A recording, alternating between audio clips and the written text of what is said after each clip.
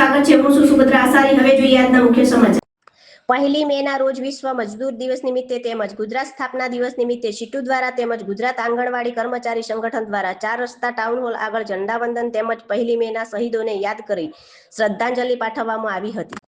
ગુજરાતભરમાં પહેલી મેનો દિવસ CITU તરફથી માંગ દિવસ તરીકે ઉજવવામાં આવેલ હતો અને ગુજરાત અને નરેન્દ્ર મોદીની સરકારે મજદૂર વિરોધે જે પગલાં ભરાય છે એ તમામ પગલાઓ સામે રોષ વ્યક્ત કરી DR જાદવે જણાવ્યું હતું કે 4 લેબર કોડ રદ કરવામાં આવે અને આજે માંગ દિવસ તરીકે જે માગણીઓ દ્વારા આવેદનપત્ર આપવામાં આવ્યું છે એ પ્રમાણે આંગણવાડી કર્મચારીઓના અને આશા વર્કરોના તમામ પ્રશ્નોને ઉકેલવામાં આવે અને સરકાર તરફથી આવનારા સમયમાં સકારાત્મક પગલાં ભરવામાં આવે।